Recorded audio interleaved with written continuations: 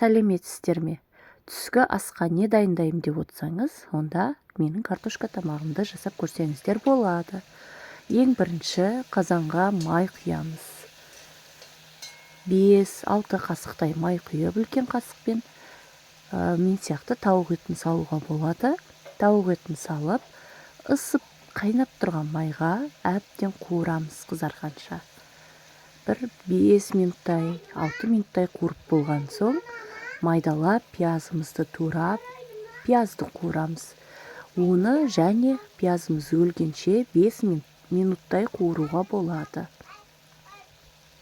Әбден пиязды, етімізді қуырып болғаннан кейін томат немесе помидор турап салсаңыздар болады.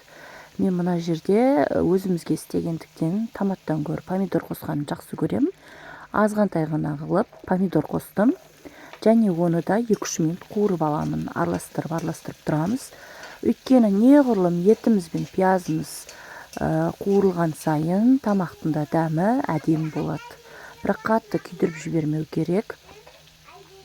Газдың астын міндетті түрде басып отыру керек, жай қоюымыз керек. Егер қатты болса, күйіп кетуі мүмкін. Одан соң мен тұзды қостым. Тұзбен қоса қуырғанды жақсы көремін. Сосын укроп, приправа қосуға болады, дәмдеуіштерді. Сөйтіп оны тағы да 1-2 минут тағы да қуырамын.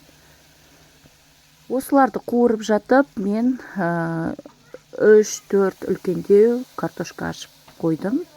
Яғни мен 4 адамға лайықтап істеймін, ол бізге жетеді.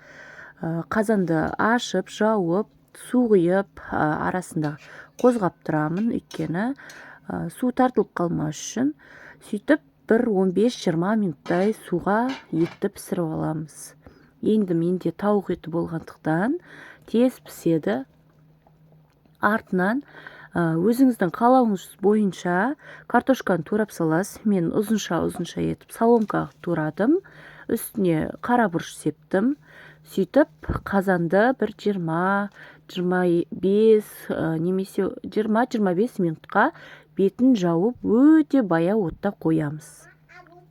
20-25 минуттан кейін менің тамағым дайын болды. Тамақты тарелкаға әсемдеп салып, қасына салаттар қойып берсеңіздер болады. Каналыма жазылып, пікір қалдырып, лайк басуды ұмытпаңыздар. Көп рахмет.